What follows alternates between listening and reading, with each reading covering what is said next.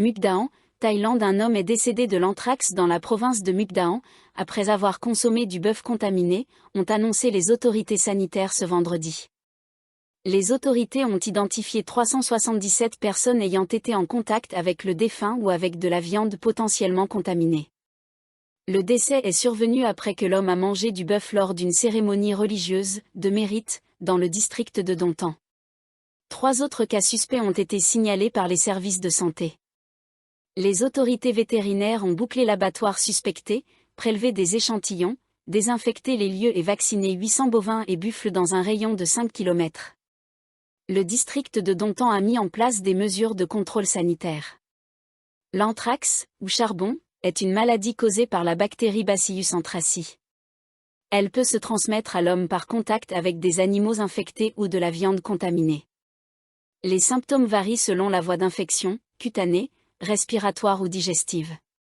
Les autorités sanitaires recommandent au public d'éviter tout contact avec des animaux infectés, de consommer uniquement de la viande bien cuite provenant de sources fiables, et de prendre des précautions lors de la manipulation d'animaux. Phongchai Theravai, directeur de l'Office de la politique fiscale de Thaïlande et porte-parole du ministère des Finances, a déclaré que si le gouvernement américain assouplissait ses droits de douane sur la Thaïlande et d'autres partenaires commerciaux, cela pourrait fortement stimuler la croissance économique du pays. Dans le scénario le plus optimiste, supposant une réduction de 10% des droits de douane américains à l'importation, la croissance du PIB thaïlandais pourrait atteindre 2,5%, dans une fourchette projetée de 2,0 à 3,0%. Cette croissance serait principalement portée par une reprise des exportations et une relance de la production industrielle, soutenue par une hausse des investissements privés grâce à une confiance accrue des entreprises. Le ministère des Finances a précisé qu'une évaluation économique plus précise serait possible une fois que la direction de la politique commerciale américaine sera mieux définie. Le ministère a toutefois souligné l'importance de surveiller de près plusieurs facteurs de risque pouvant affecter la performance économique de la Thaïlande, notamment les futures politiques fiscales américaines et les mesures de rétorsion d'autres pays, en particulier la Chine. L'orientation des taux d'intérêt aux États-Unis. L'afflux possible de marchandises en Thaïlande provenant de pays touchés par les tarifs américains, modifiant leur marché cible. L'escalade des conflits géopolitiques dans diverses régions du monde. La relocalisation des bases de production et des investissements en raison des tensions commerciales. La volatilité des économies des principaux partenaires commerciaux de la Thaïlande. L'augmentation de l'endettement des ménages et des entreprises thaïlandaises, qui pourrait devenir préoccupante. Le ministère a réaffirmé son engagement à suivre de près l'évolution de ces facteurs et à ajuster ses politiques en conséquence afin de garantir une stabilité économique durable.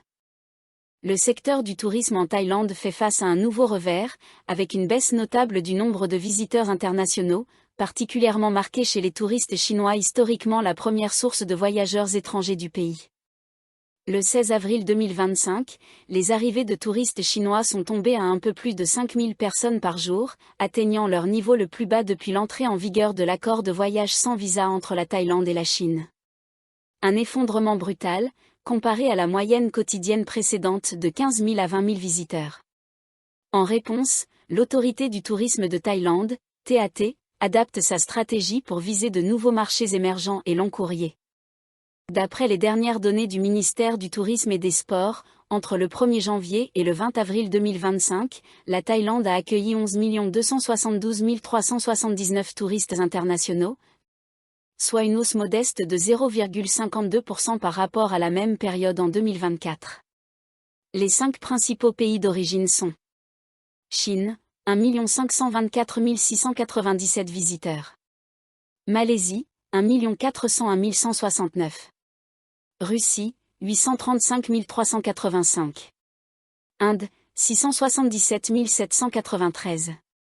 Corée du Sud, 549 982. Toutefois, la forte chute du nombre de visiteurs chinois suscite l'inquiétude. Le 16 avril, seuls 5 833 touristes chinois sont entrés en Thaïlande, un record à la baisse depuis l'instauration du régime sans visa, le 1er mars 2024. Thanakor Nguyen-Bungkomchana, ancien ministre rattaché au cabinet du Premier ministre et actuel vice-président du parti United Thai Nation, a souligné que, bien que le nombre total de touristes ait atteint 9,55 millions au premier trimestre 2025, plus 2%, une baisse est attendue au deuxième trimestre, en raison de la basse saison. Il a insisté sur l'urgence de redresser le marché chinois, dont les arrivées sont désormais tombées entre 5 000 et 6 000 par jour. Il a appelé le gouvernement et le ministère du Tourisme et des Sports à rétablir rapidement la confiance en matière de sécurité, et à lancer des campagnes de promotion ambitieuses en coopération avec le secteur privé. Il a appuyé la recommandation du Conseil national du tourisme de réviser sans délai les stratégies marketing pour reconquérir les touristes chinois. Tané Suporn Sasransi, président de la Fédération du tourisme de Chonburi, ACTF, a rapporté une baisse continue des arrivées chinoises à Pattaya, en partie due à l'enlèvement d'une célébrité chinoise près de la frontière thaïlandaise et au récent séisme en Birmanie, des événements ayant affecté la perception de sécurité dans la région. Les voyages en groupe comme les voyageurs indépendants, FIT, en provenance de Chine ont fortement diminué. En mars 2025, la Thaïlande n'a accueilli que 300 000 touristes chinois, tandis que le Vietnam en a reçu 670 000, dépassant pour la première fois la Thaïlande. Cette inversion est attribuée à des inquiétudes sécuritaires et à une infrastructure touristique jugée plus développée au Vietnam. Les professionnels du tourisme citent l'insécurité, la pollution de l'air, PM2.5, et le manque de nouvelles attractions comme principale cause de ce déclin. Monsieur Tané propose un plan d'urgence en 3 volets. Organiser un méga FAM trip pour 400 agents de voyage et médias chinois afin de restaurer la confiance dans la destination. Lancer plus de 1000 vols charters depuis plusieurs villes chinoises, avec le soutien du gouvernement, à condition que chaque vol atteigne un taux d'occupation d'au moins 80%. Étendre des initiatives similaires aux marchés sud-coréens et russes pour stimuler les arrivées globales. Tapane Kyatfeboul, gouverneur de la TAT, a confirmé que l'agence se réoriente vers des marchés à forte croissance et à haut pouvoir d'achat pour compenser la chute du marché chinois. Cela inclut 15 marchés long courrier, Royaume-Uni, Allemagne, Israël, Australie, et 9 marchés court courrier, Japon, Corée du Sud, Malaisie, Inde. La TAT renforce également son attention sur des segments à haute valeur ajoutée comme le tourisme santé et bien-être, massage, spa, yoga, cuisine saine, programme de médecine préventive, prisé par les touristes européens, moyen-orientaux et de l'ASEAN. Le tourisme nautique, yacht et superyacht, ciblant une clientèle fortunée d'Europe, d'Australie et de la région Asie-Pacifique. Le tourisme sportif et de divertissement, golf, marathon, muay thai, plongée, cyclisme. Les nomades digitaux et le télétravail, en particulier à Chiang Mai, Bangkok, Phuket, Koh Samui, Uain et Krabi. Par ailleurs, la Thaïlande renforce ses liens avec le Moyen-Orient via sa participation au Salon Arabian Travel Market, ATM, 2025, le plus grand salon professionnel du tourisme de la région.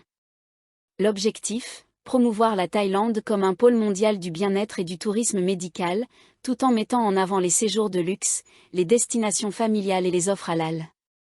Le système fiscal à plusieurs niveaux sur les cigarettes critiqué par les experts.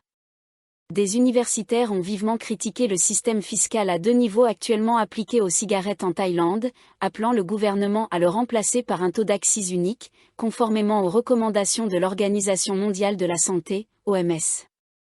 Selon eux, le système actuel a échoué sur plusieurs fronts, il n'a pas permis de réduire le commerce illégal de cigarettes, n'a pas augmenté les recettes de l'État, et n'a pas contribué à prévenir l'émergence de nouveaux fumeurs. Dr Roangrudé Patanavanish, de la faculté de médecine de l'université Mahidol, a indiqué que le département des Axis envisage une réforme du système fiscal sur les cigarettes, en vigueur depuis près de 4 ans. Un système inefficace et contre-productif. Actuellement, les droits d'accise sur les cigarettes sont appliqués selon 2 niveaux. 25% pour les paquets vendus à 72 bahts ou moins, pour limiter l'impact sur les ménages à faible revenu. 42% pour les paquets vendus au-dessus de 72 bahts. À cela s'ajoute une taxe fixe de 1,25 bahts par cigarette, soit 25 bahts par paquet. Mais selon Dr Roangrudé, les recettes fiscales issues du tabac ont chuté de 64,2 milliards de bahts en 2021 à 51,24 milliards en 2023, le niveau le plus bas en 15 ans. Elle rappelle qu'avant l'instauration du système à 2 niveaux en 2017, les recettes n'avaient cessé d'augmenter, passant de 13,6 milliards en 1990 à 68,6 milliards en 2017, tandis que le taux de tabagisme chutait de 31% à 19,1%. Depuis 2017, la baisse du tabagisme s'est arrêtée, les objectifs fiscaux du ministère des Finances n'ont pas été atteints, et le problème du marché noir persiste, a-t-elle déclaré. L'OMS a remis au département des Axis une analyse pour la période 2018 à 2019, recommandant un taux unique de 40%, accompagné de la taxe fixe de 1,25 bas par cigarette.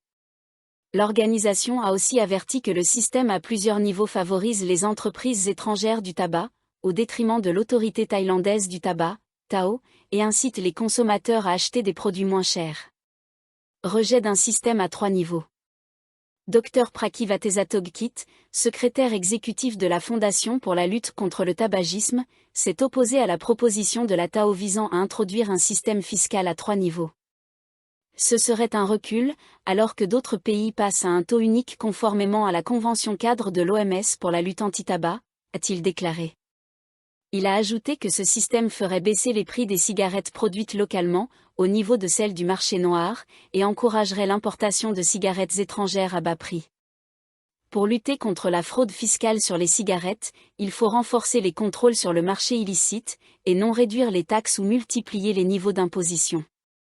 Des prix plus bas incitent davantage de personnes à fumer, a-t-il conclu.